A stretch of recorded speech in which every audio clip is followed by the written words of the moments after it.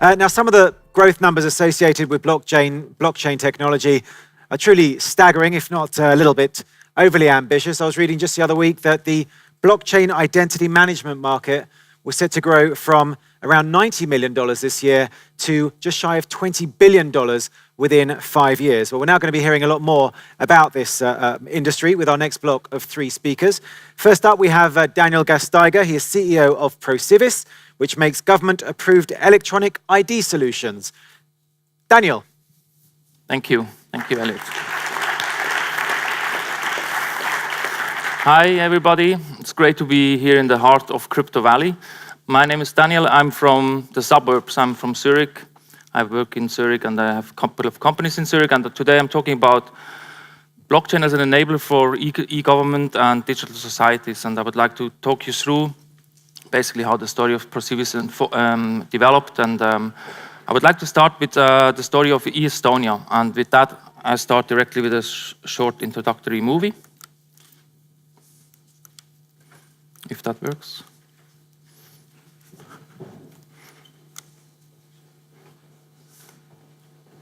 Imagine starting a new country completely from scratch, freed from any pre-existing economic system, tax laws, or formal government.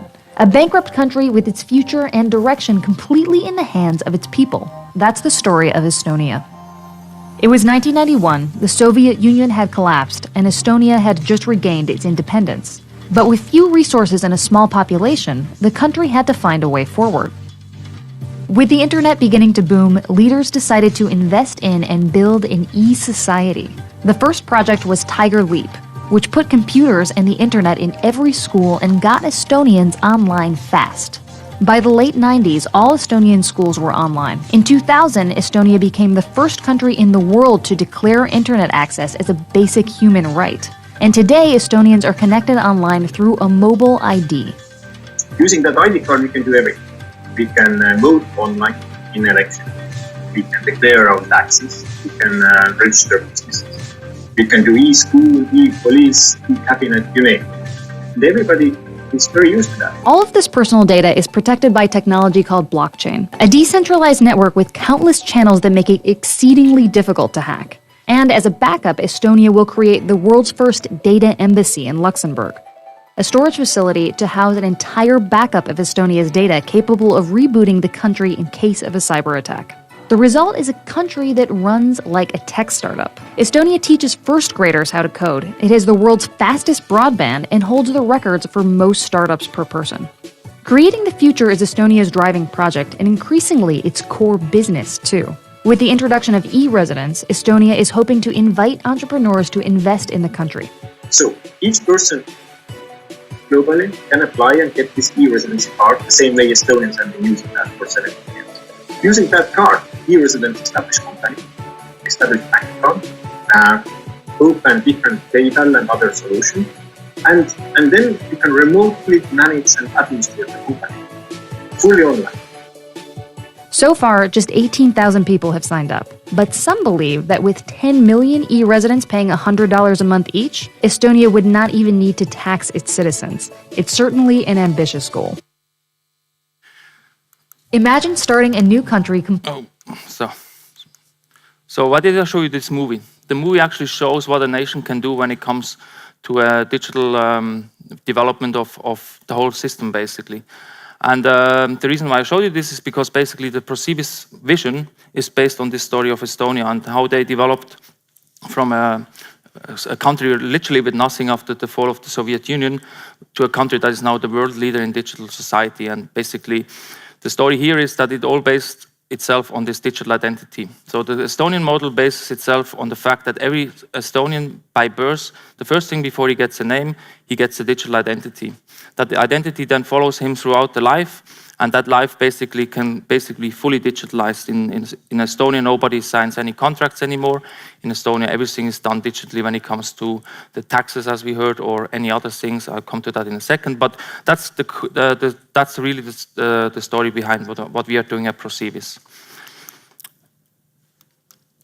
We heard also it's about blockchain. So while obviously this goes back 20 years already, this story, they have this decentralized system which is basically called X-Road, which basically connects all these independent databases, ultimately on what they call a blockchain, but it's actually a decentralized database system from the government, and is all linked ultimately to this digital identity that is centrally managed by the government and issued for them.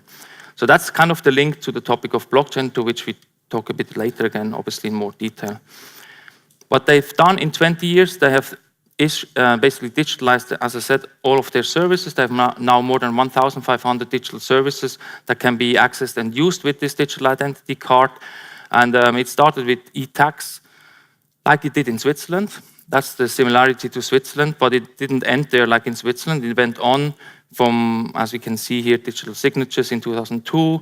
Then the whole public transport was digitalized around this identity. It went on to the mobile ID that they had, e-health systems. If you go to the doctor in Estonia, you never have any written paper-based prescriptions. Everything is done digitally via your identity.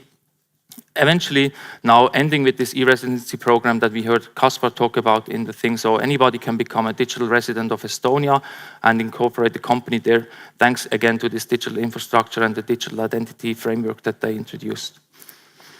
We then came back, or I came back after my first visit there, and I looked at, okay, so what has Estonia been doing for 20 years? And similarly, at the same time, Switzerland is not a leader in this space, e-government. I then basically issued, with the view to launch a paper for our incorporation of Procivis, and we literally compared over the last 20 years what has happened in Estonia and what has happened in Switzerland, and what are the lessons learned for governments in order for them to be successful. And the first and most important element is digital identity is the enabler for everything. And we are not quite there yet in Switzerland. We are starting a second initiative as we speak called Swiss ID. We tried it once already in 2010. This failed miserably.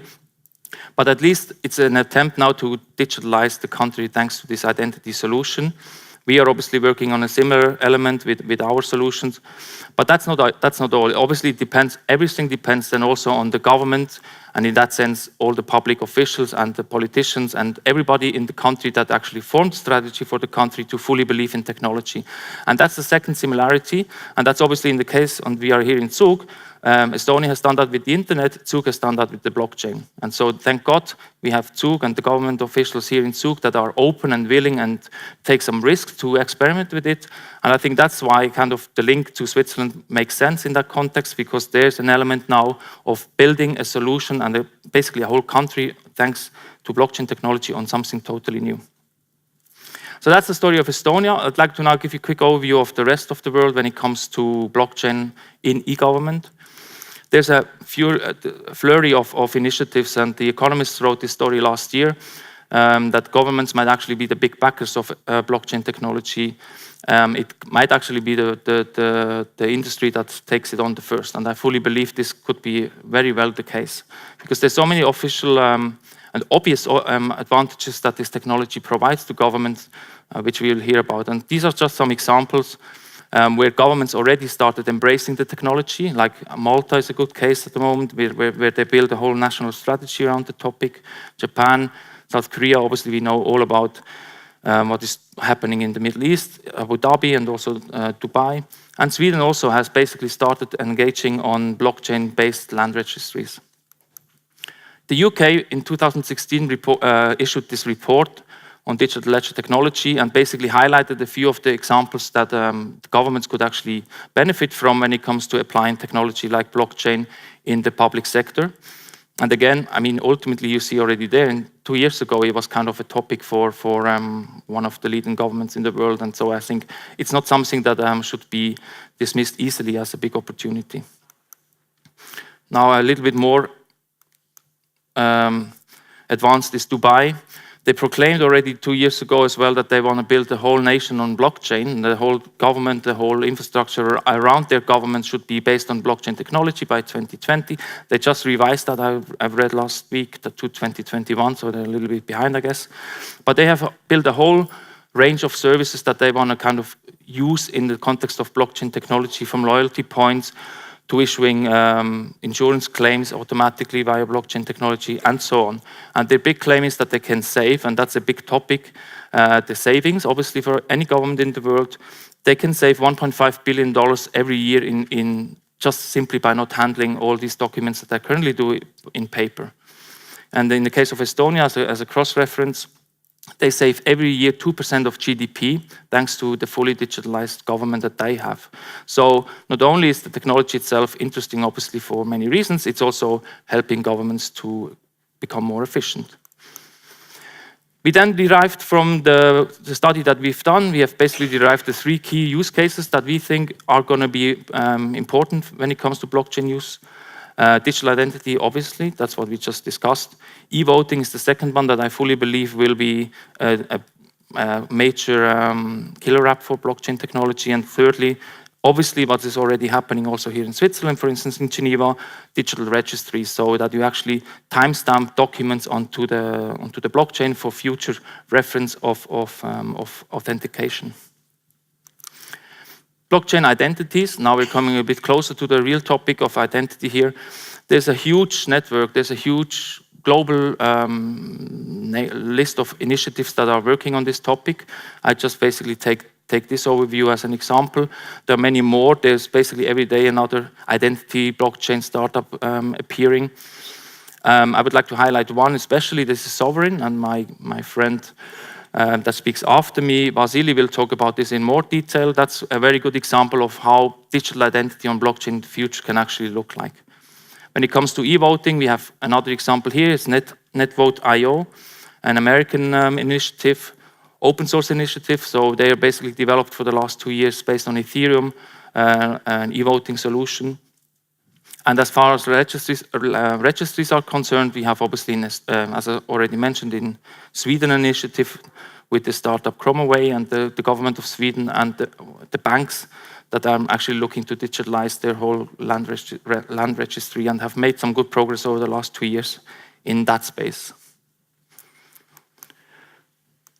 So with this introduction, now we'll come a little bit more about what we are doing and how we are actually using blockchain or not using it at the moment when it comes to our services.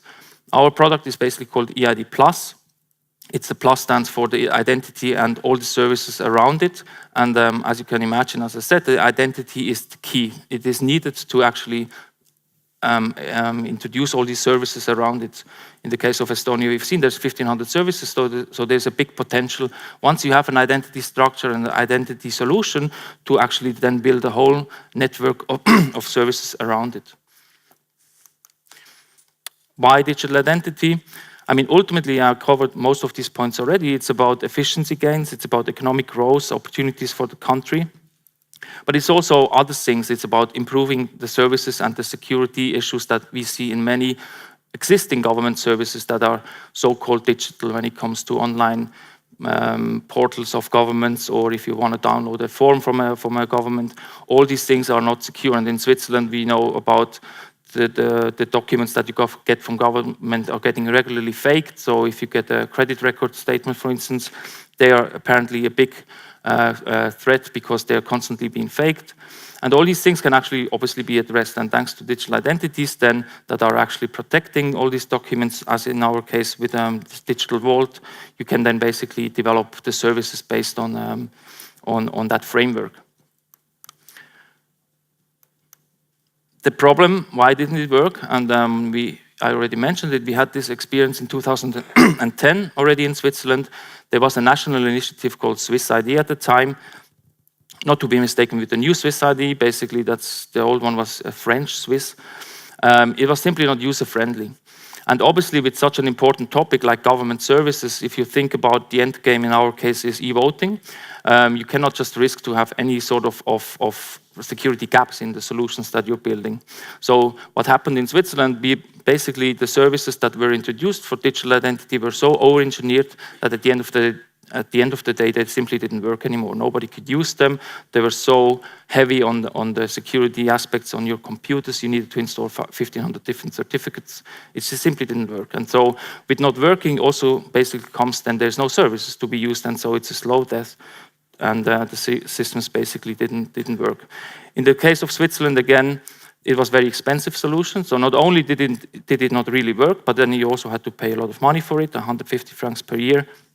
which simply doesn't make sense. I personally believe fully and strongly that the digital identity should be a service that governments are offering to its citizens for the betterment of actually the government itself. So if you actually pay a lot of money or ask for a lot of money for it, it will never work.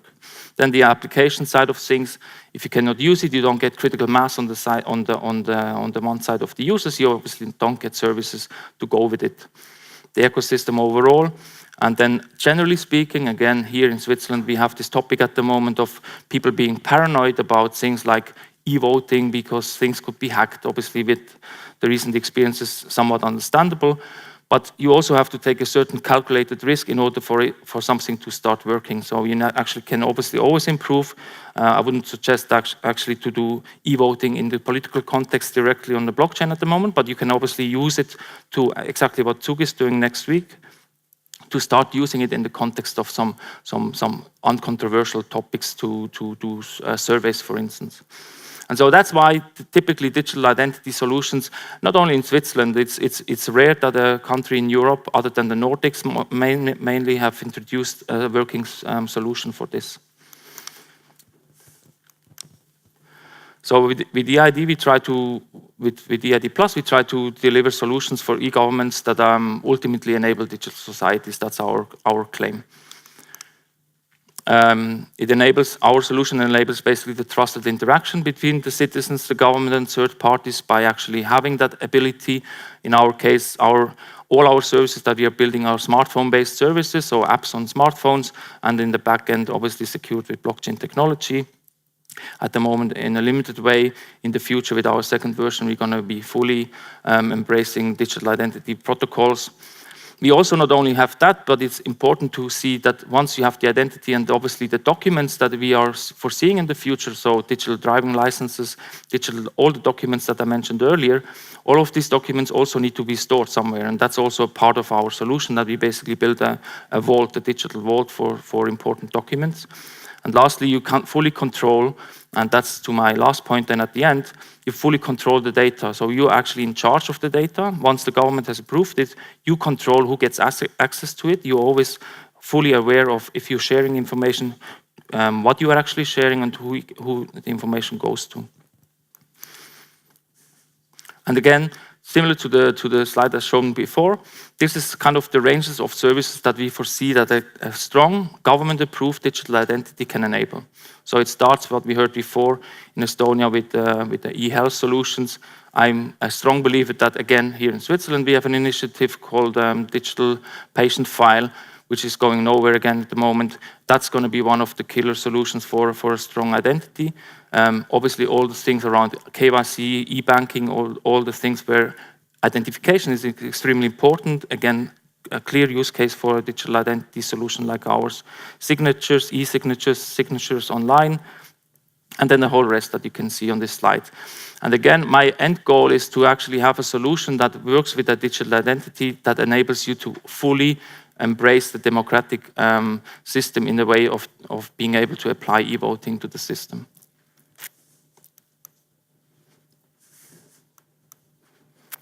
In our case, it takes 3 steps. So you download our app. You basically install it on your phone. You enter your information based on the document that you get from your government. Obviously, this needs to be in sync.